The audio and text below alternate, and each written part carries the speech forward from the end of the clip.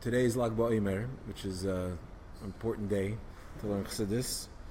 It's a day of Pnimis HaTorah. The Rabbi Shimon Bar Yochai, whose Hilula is today, so he's the author of the Zohar, and we know that it says about the Zohar that with the Sefer Zohar we're going to greet Mashiach, because Pnimis HaTorah, the Kabbalah, or the inner dimension of Torah, is closely connected to Mashiach, and even more so when we talk about learning Chassidus, because as Mashiach told the Baal Shem Tov, that he will come when his well springs, the teaching of Chassidus will spread. So there's a direct connection. Ruchim Habayim. There's a direct connection between Lag BaOmer and Pnimis HaTorah and Mashiach. So today's class is actually going to be a little bit more Kabbalistic, I think, than normally is. A little bit more Kabbalah, besides just Chassidus, a little bit more in that style. And also today is obviously a special day, big holiday. It's also a good day, an appropriate day to go to the oil, to write to the oil. We know that everything is connected, and so it's an important day for all those that need brachas and miracles. Today's a good day for all that. Okay, so let's get in. We're here in the middle of chapter 4. We are on page Shin Lamed Vav in our copies. So from the beginning of chapter 4, we're 1, 2, 3, 4, 5, 6, 7, 8, 9, 10 lines into chapter 4 here in the Maimer. So what we've been saying until now, we quoted the Maimer from the Rebbe Marash from 100 years prior to this Maimer, from 1869, in which he talks about the fact that at Mount Sinai, at the giving of the Torah, at Mount Torah, the Eibishter puts his name into the Jewish people. And just like he did with the Malachim, we quoted the pasuk in Tehillim, Ad Naivam Sinei B'Kodesh, that the Eibish's name is in the Malachim. Malachim are called by God's name, and the same is true with regard to Eden. That Sinei B'Kodesh, that at Mount Sinai, that's where we got the same treatment, and we also were invested with God's name. What is the significance of having God's name attached to you? So as we explained about the angels, that why can an angel be called by God's name? Because he's totally submitted to God. The bittul, the fact that the angel is completely selfless, that's why the angel gets to be called by God's name. Or you can look at it the other way. The fact that you're called by God's name, that means that what's your definition? Your name is how you define yourself. So when you're called by God's name, your definition is not your own personal one, but God. So it represents an idea of bittul, of total submission to the Eibishter. So that's true with the angels. We said at the end of chapter 3 that with the angels, what does it say about the angels? That's Ad Naivam. Angels are called by the name Elokim. But what name did God put into the Jewish people? What name are we called by as it relates to God? Is Havaya, Yudke Vavke. As we say, Kichelek Havaya Amai, that we are part of Havaya. So the fact that we are called by a higher name of God than Elokim, Havaya, the transcendent name beyond the name Elokim, so it would follow then that the bittul that's caused as a result of it, the nullification that a Jew experiences towards God is even greater than that of the angels. What that means and how that looks, we'll get to towards the end of the Maimer, chapter 9. But that's the point.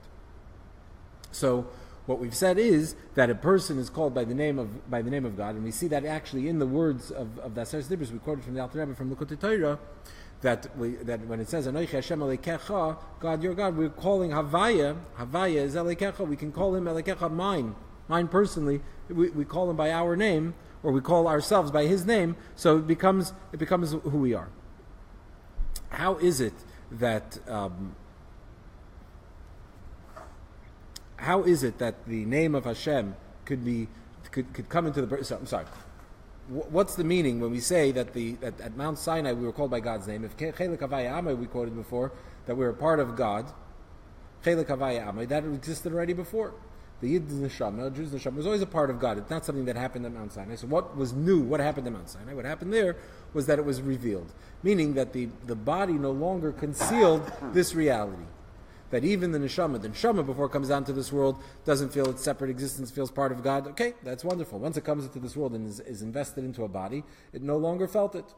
Comes Mount Sinai, comes at Mount Torah, what does Hashem do? Causes that it should be revealed. That even as the neshama is in the body should not conceal the soul, and so therefore we should still be able to feel that nullification to God. How is it possible that a neshama could come into a body and the body will not conceal it? So that we explained because it comes from Anochi. So when Hashem says Anochi Havaya Lekecha, Anochi is the essence of Hashem that's higher even than Havaya. So it's because of Anoichi that causes Havaya to become Elekecha. That even as he's Elekecha, even as the soul is invested in the body, it could still be, you could still feel that Havaya is Elekecha. Why? Because Anoichi is sort of pushing it through.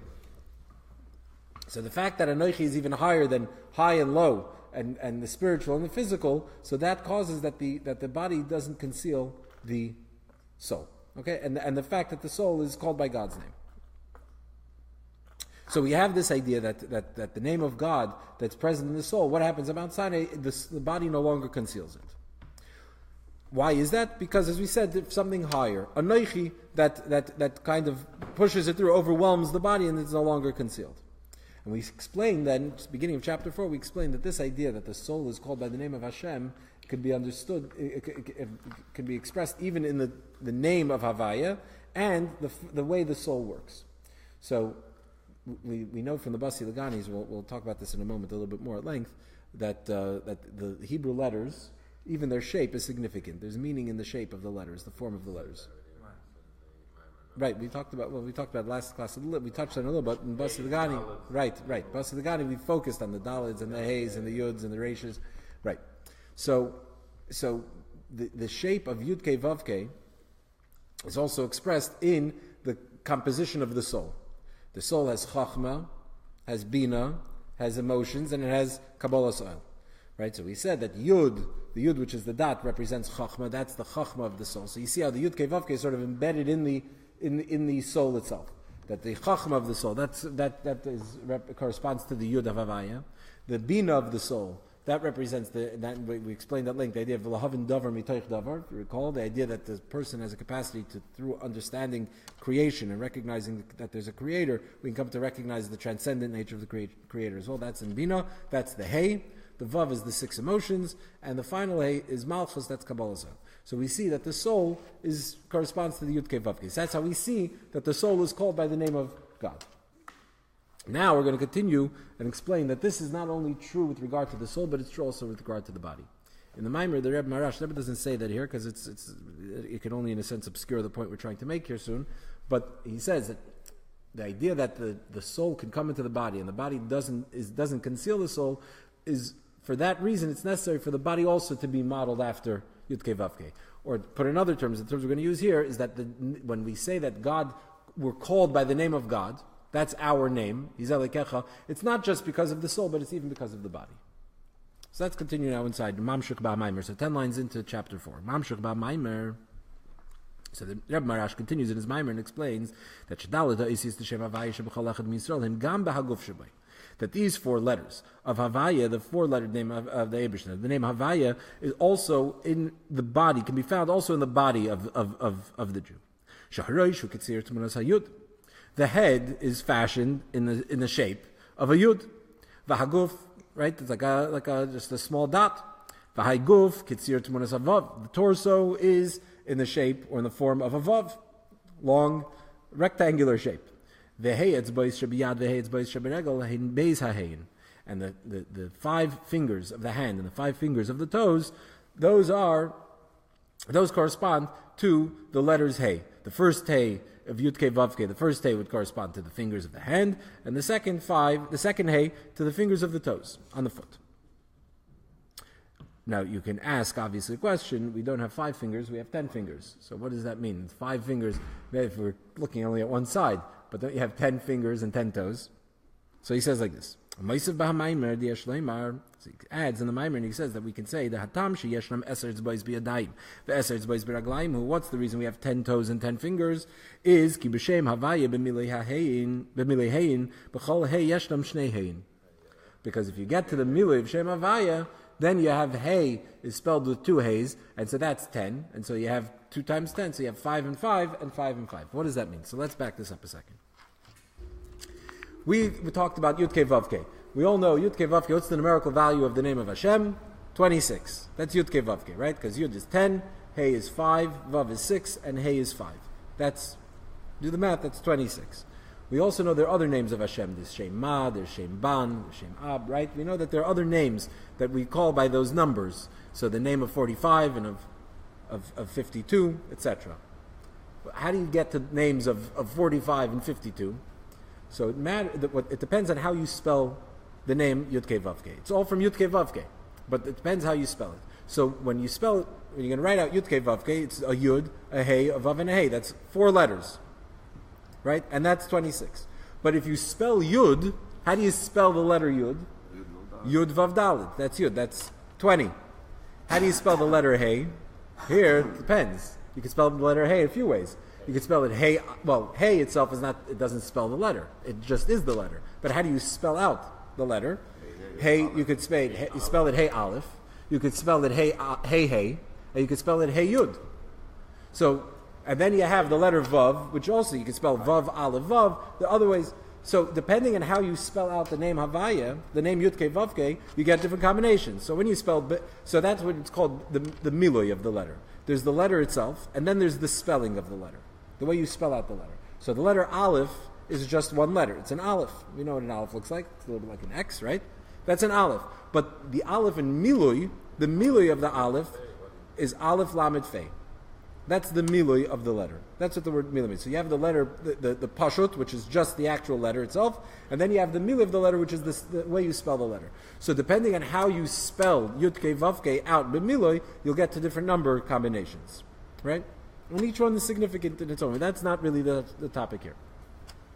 But the point that he's saying here is like this: that when you spell Yud-Kei Vav-Kei, we said the body is also in the shape of Yud-Kei Vav-Kei. The Yud is the head. The head is just like the small Yud. You have the head is like the dot. Then you have the body is the torso. That's the Vav. And then you have the fingers of the hands and of the toes, which is like Hey. You have Hey is 5, and you have 10 fingers or 10 toes. So he says it's the Hey b'milui, b'milui Heyin.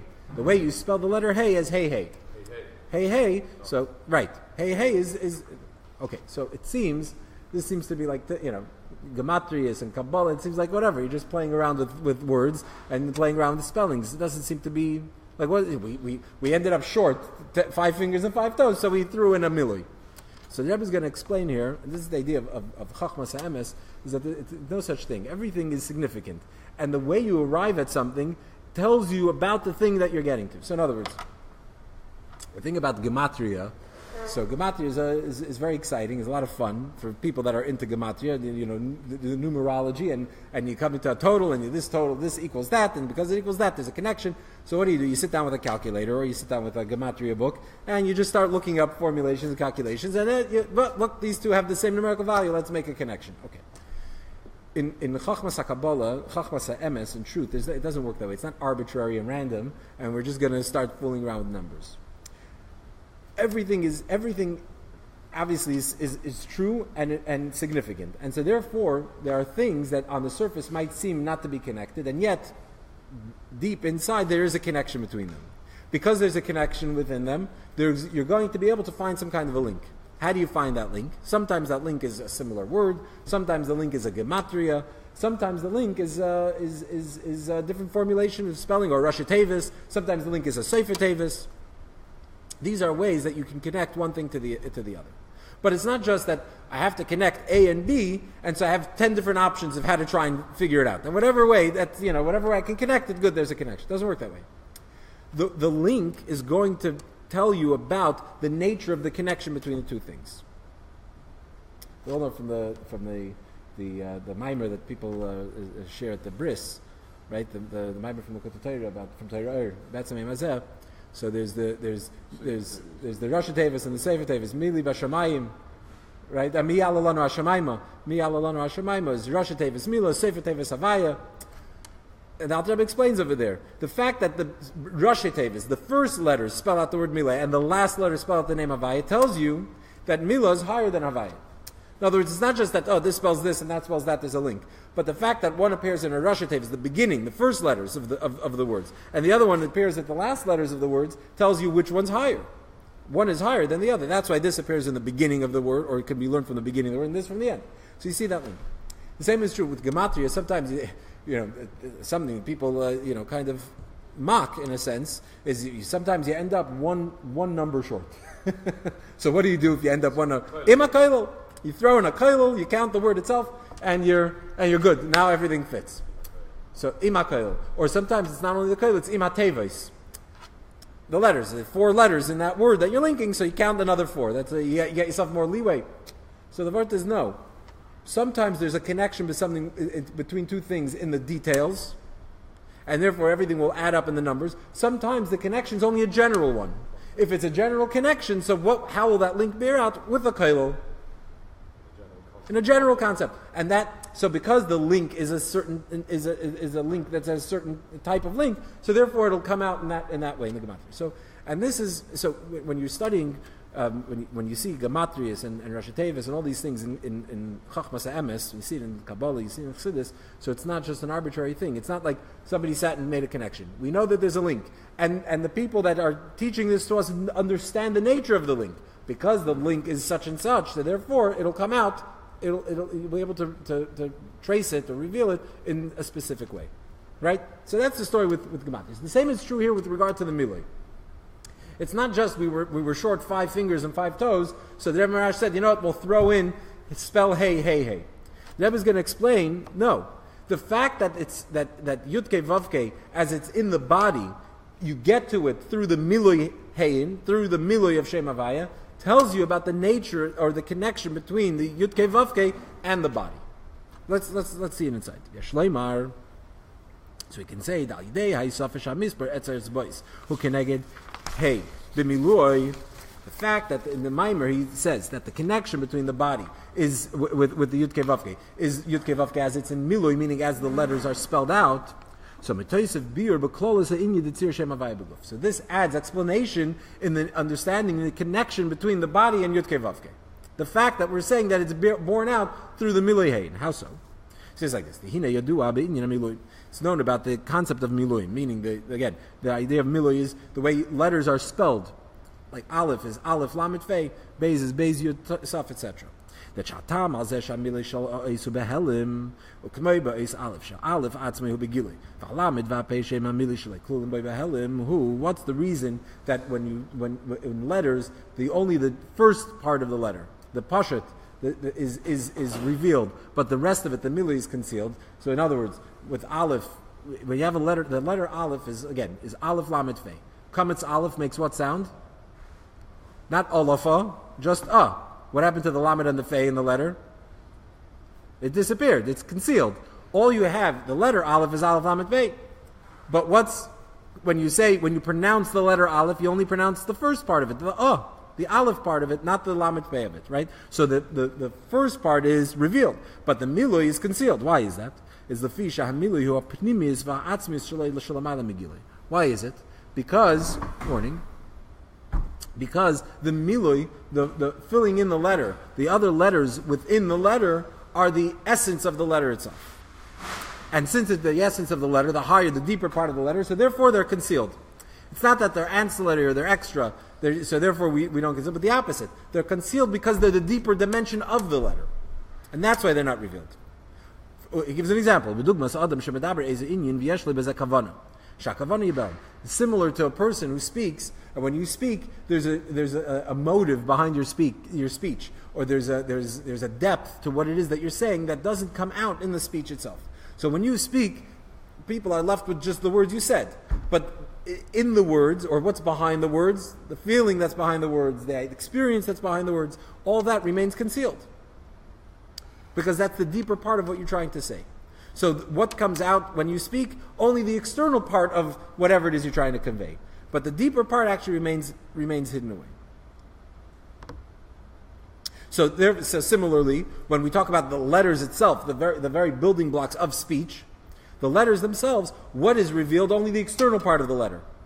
But the deeper part of the letter, that remains concealed. How is the Lamed and the Fei the deeper part? So because that's the Aleph sounds more of the higher part than the first letter, right? Yeah. But it's the first, but it's also the Lamed.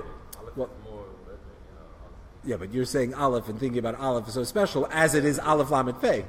As it is Aleph by itself. You're saying that the second part of it is concealed. The Lamed Fei is not pronounced.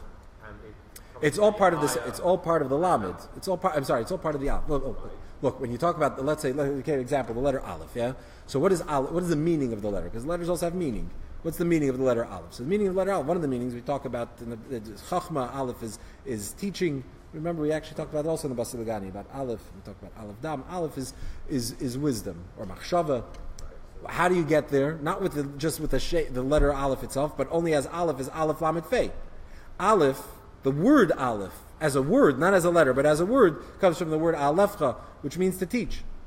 So, the specialty of Aleph and the meaning of Aleph is only really made, you can only really appreciate when you have the full spelling of the letter Aleph, full pronunciation or articulation of the letter itself. But just that one solitary letter without the rest of it is the external part of it. So that's how you get to the deeper meaning of it. So the idea is that the milui of a letter, the spelling out of the letter, is actually the deeper dimension of the letter, and it's precisely because it's the deeper part of the letter and the essence of the letter that when you pronounce the letters, you don't pronounce that spelling of it. More than that, it's how the actual thing is made up. Aleph is The dot, yeah, right. Also, yeah. That's you want to break it down even more. Right, exactly. Right. So that part seems. But that gives us an Aleph. So, Lamed and the Fei. well, it's a meaning in that, but you can't have Aleph without the Lamed Fei. Even though it's okay. So the point is that the milui, that's the deeper part, and the fact that it's concealed, that is on account of the fact that it's deeper. Okay. So from this we can understand so now we can understand, based on what we just explained, this little introduction, that the milui of a letter is the deeper part of the letter, the spelling of the letter is the deeper part. So now we can understand that when we talk about the body, and that the form of Havaya in the body is expressed in the fact of in the Yud Kei Vav Kei being spelled, that the Heys are spelled out, hey, is lefisha bahaguf dafkim is galagam apnimis va'atzmis Shem Havaya. Because in the body itself, you reveal the deeper part of Shem Havaya. So we talked about the soul. We've talked about the soul. That the soul itself is Yud Kei Vav Kei. The Yud Kei Vav Kei, the soul itself is composed of Yud Kei Vav Kei, and that those letters make up or compose the soul itself. But as they're in the soul, they're only the 4 letters Yud Kei Vav Kei without the spelling. But when it comes to the body, they're spelled out. The Heys are spelled out, hey. And so therefore, what's revealed within the body? The deeper part of Havaya. So which aspect of Havaya is revealed? Where is Havaya revealed in a deeper way? In the body more so than the soul. Because in the soul it's just the 4 letters. And in the body it comes to play with the milui, with the spelling of it. What does that mean? So we have to explain what that means. But but we're establishing that fact. Why is that? So he says, in order for the Shem Havaya to be present and manifest in the physical body, it's only through the essence of the name Havaya itself. So we started by talking about how is it, what happens at Har Sinai, at Mount Torah, that the body no longer conceals the soul, so the soul is always Yud Kei Vav Kei. But once the soul comes into the body, that would be concealed by the body. And so we explained that what happens at Mount Sinai is the Eibishter invests the soul with this power of Anoichi. That Anoichi, which is even higher than Havaya, allows the soul to shine through the body.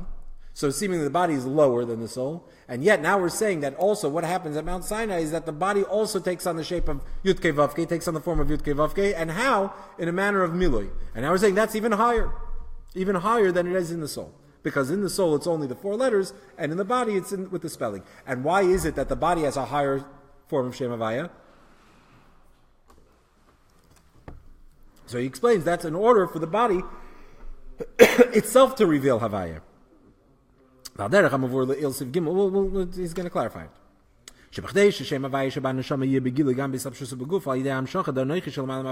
We explained earlier that in order for the soul to be able to shine, the Havaya of the soul to be able to shine through, even as it's in the body, it's through the power of Anoichi, through the transcendence of the Eibusha, the transcendent part, the essence of the Eibusha, it's beyond even Havaya. And yet here we're saying that just as for the soul to be able to shine through the body, it needs to come to a higher power, to the Anoichi. So too here, in order for Havaya to be revealed in the body, it needs to resort to the Pnimius of Havaya, the inner dimension of Havaya, which is Havaya as it is B'miloi, in the spelling. So which one's higher? The Yud Kei Vav Kei as it's in the soul and as it draws energy from Anoichi, or the Yud Kei Vav Kei as it's in the body with Miloi? Why? That's where it can achieve Right, but the thing is like this. So we're saying, it seems like we're saying the same thing. In order for Yud-Kei Vav-Kei to be revealed in the person, both body and soul, you need something higher. So in the soul, we said it's through Anoichi, the essence of Hashem that's higher than even the name Havaya. And in the body, we're saying it's the inner dimension of Havaya. We're not saying it's from the essence, from Anoichi. We're saying it comes from Havaya itself. That the inner essence of Havaya is revealed. That's why it comes out in the form of the spelling of Havaya. So that's what Rebbe is going to explain now, that actually the way it's in the body, the essence of the Yud-Kei Vav-Kei revealed, that's an even higher level. So he says like this, what's the difference between the two things, which on the surface seem to be the same?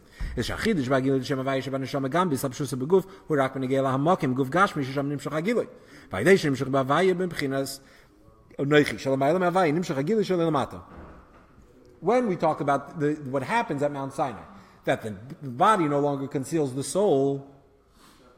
Why is that? Because at Har Sinai, what happens? Hashem says, Anoichi, he empowers the Yud-Kei Vav-Kei in the soul with the power of Anoichi. So what is that? What's the chiddush that happens here? What happens here is that the soul has this greater power that's allowing it to overcome the limitations of the body and be revealed even as it's in a body.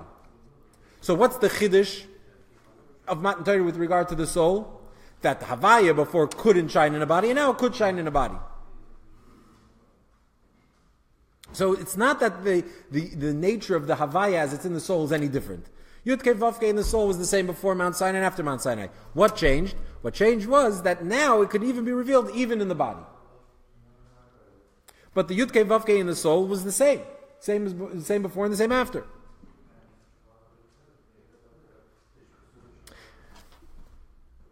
So it's only about the Mokim Shesham Nimshach Hagila, right? But Vachidush Batzir D'Shem Havaya Ba'Gufu B'Shem Havaya Atzmai. But what's the Chidush? What's the novelty when we say that the Yud-Kei Vav-Kei is in the body?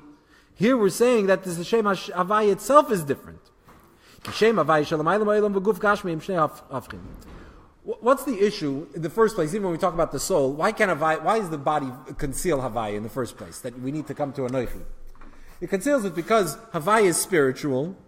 The body is physical, and the physical and the spiritual are incompatible. So the spiritual can't shine, and the physical naturally conceals it.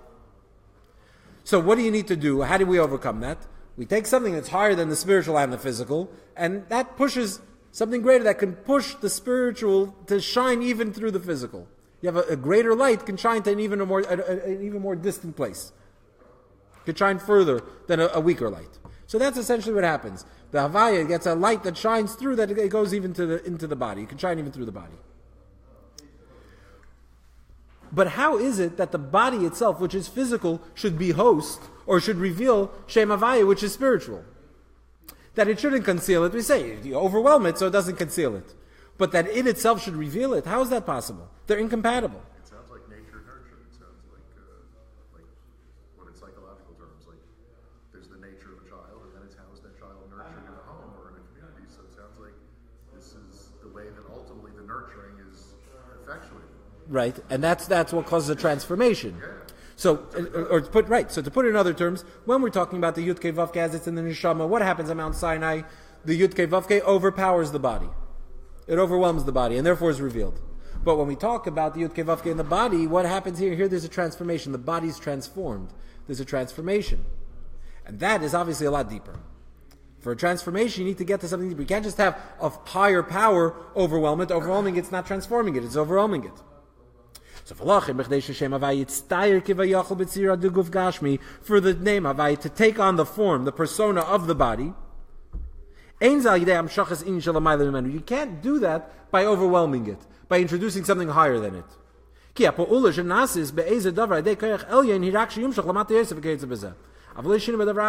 All you can do by introducing something higher and stronger is overwhelm something. You can force it, you can compel it, you can overwhelm it. You can't change it. What does this mean?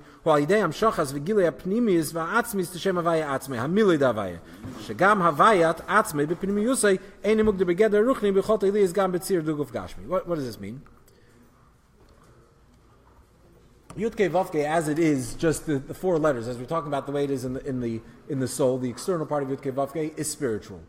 it has a certain form. It's Yudke Vavke. It has the form of spirituality of the name of the Eibishter, and that's incompatible with the body, with the physical.